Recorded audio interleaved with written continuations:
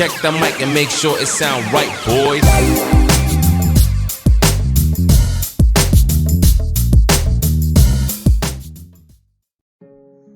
Life is part negative, so we got to talk about the negative. And this subject is called diseases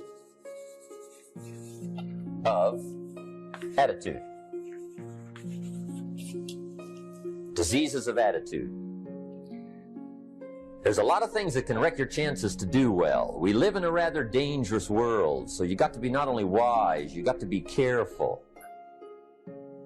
Now, attitude diseases are just as bad as physical diseases, right? High blood pressure, heart trouble. I mean, a lot of things lace your chances to do well. So you've got to be careful. And attitude diseases are deadly. I mean, they'll destroy all the good things you start. These attitude diseases are like weeds that grow in the garden. It's a normal part of life. Here's a good phrase to note. Negative is normal. It's not successful, but it's normal. It's part of life. And here's the next key, in my opinion. You must learn to handle the negative. Don't ignore it, handle it. Now, I know some people teach the other way. And listen to them, and listen to me, and then make up your own mind. Right? Don't be a follower, be a student. But I say you got to handle the negative.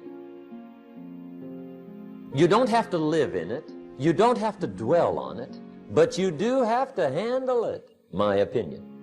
Here's what part of it is. It's called the Great War between good and evil.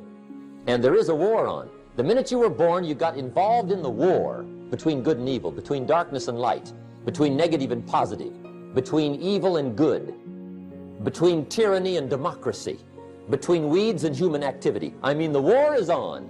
If democracy sleeps, guess who never sleeps? Tyranny. In the absence of light, guess what's automatic? Darkness. If good does not arouse itself and become active, guess what moves in? Evil. It's a war. A mental war, a physical war, a financial war, between enterprise and ease, between accomplishment and failure. It's a war. That's why there's an Old Testament phrase that gives the best advice for human activity when it says, 6 days labor, 1 day rest. Now, I'm sure we've taken that to mean, don't work all 7 days, take one off. Here's what it also means, only take one off, or you're liable to lose the war. Now, we've got it down to 5 and 2, and maybe that's not too dangerous, I don't know. If God would have thought of 5 and 2, he might have made it 5 and 2, I don't know. But here's what it does mean. Enterprise is better than ease. If you rest too long, the jungle overtakes the village. Now, here's the good news about the war between good and evil. Evil is no match for good, but good must be active. Weeds are no match for human activity, but if you stand still, how far in will they come? All the way. They'll grow right up around your shoes. But if you get busy, how far back can you take them? As far as you wish. They're no match, but you must be active. That's why the 6 and 1. Make sure you're not losing the war by taking off too much. Guess what the average years are after retirement? 6. Which means don't retire. Your chances are too slim. The war between good and evil, the weeds. You got to make sure you recognize the negative, handle it, deal with it, and then go on. Let's make a list of the diseases of attitude that can wreck all your chances to do well. One of the words that destroys everything is called neglect. And I found this out. A week of neglect could cost you a year of repair. It isn't worth it. So what to be on the lookout for? Here's the list. If you were making it, you'd have the same list I've got.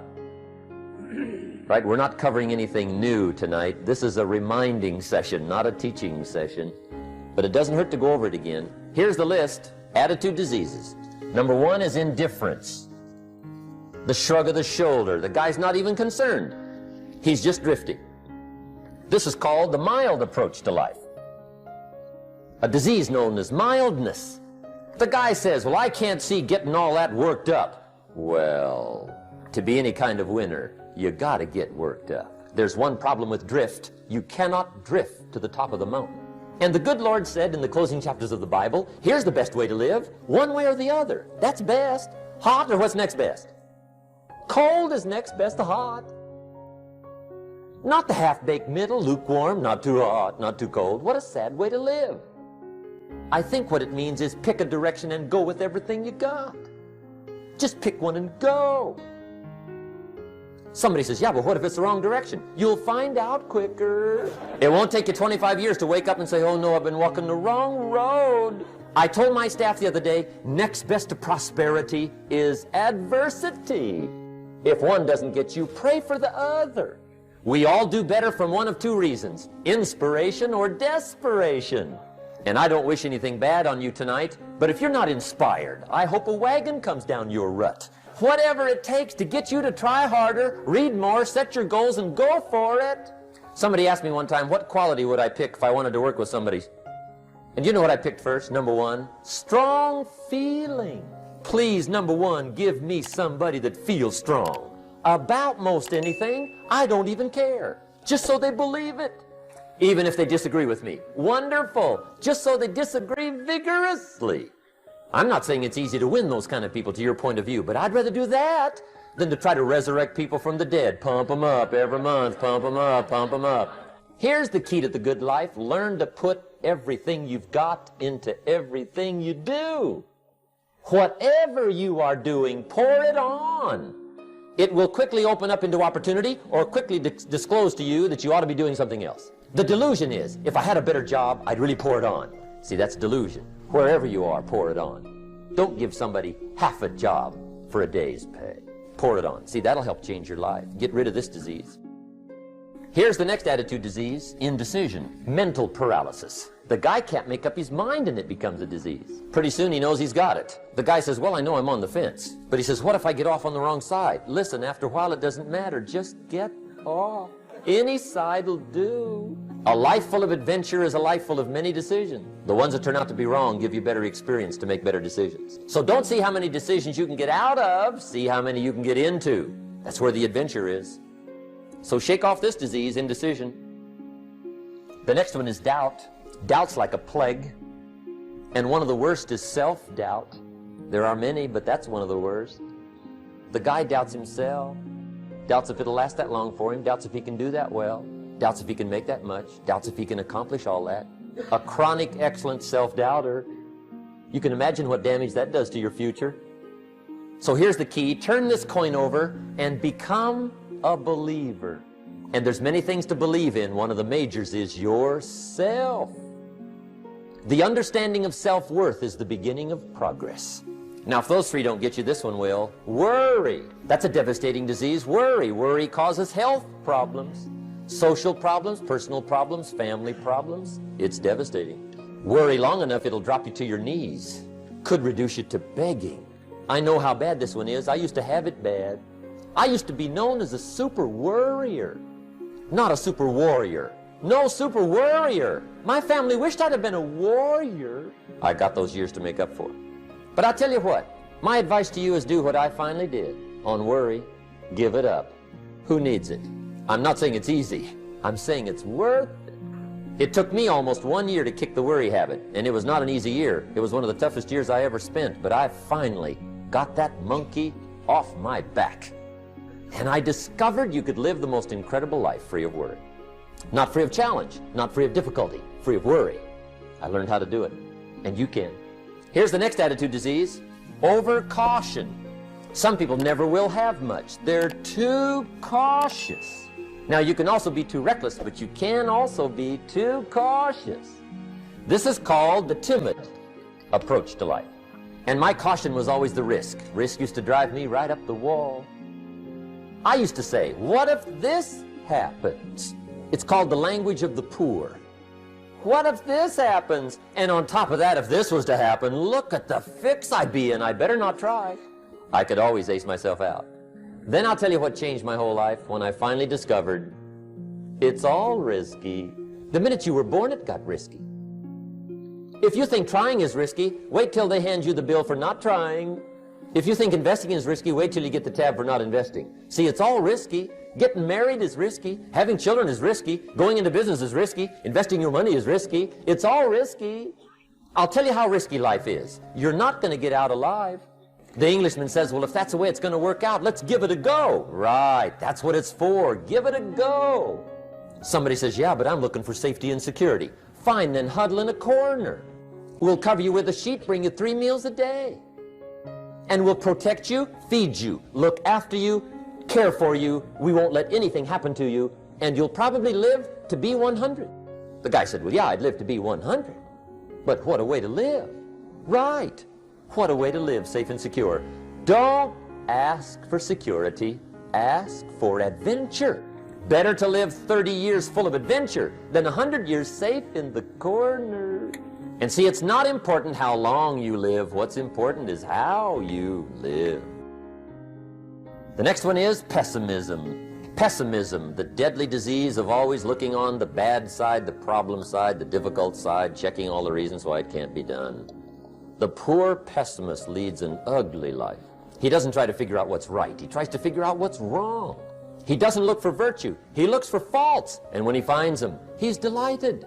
How ugly. This is the poor guy who looks through the window, doesn't see the sunset. He sees the specks on the window. And this is the poor guy, right, who rushes up, takes such leave of his senses. This guy rushes up and he says, I've got 5 good reasons why it won't work. He's so dumb he doesn't know all he needs 1. He's got 5. To the pessimist, the glass is always half empty. To the optimist, the glass is half full.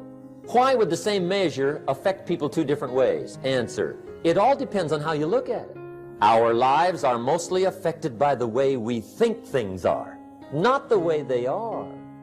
The way we think they are affects us most. The last disease, but this one is deadly. Engage in this one, indulge in it even slightly, and you might as well forget the future because it's going to forget you. Complaining, crying, whining, griping. A Bible word called murmuring. See, that'll ace your future. Spend 5 minutes complaining, and you have wasted 5. And you may have begun what's known as economic cancer of the bone. Surely they will soon haul you off into a financial desert and there let you choke on the dust of your own regret. I hope I said that well, so you won't forget. It's a deadly disease. If you don't think it's bad, ask the children of Israel of Old Testament fame. Typical of us all, their story just happened to get in the book. Story says, children of Israel were slaves. God performed a series of dazzling miracles and got them out. And now they're heading for the promised land. Remember the story? Heading for the promised land. Tragedy of the story? They never got there. Reason? From day 1, they started to complain. They griped about the water. They griped about the weather. They whined and cried and griped about the food. They griped about the leadership. They whined and cried because it was too far, too cold, too hot, too difficult, too miserable. I mean, they whined and cried for years. Finally, God said, I've had it, trip canceled. The story says they died in the desert, never got to the promised land. Which I think means 2 things. Indulge in this long enough, you get your future canceled. And I guess it also means even God himself can only take so much. Just be on the lookout of the things that can destroy all the good you start. The war is on. And this evening, tomorrow, mentally, personally, socially, economically, you got to make sure you're winning the war.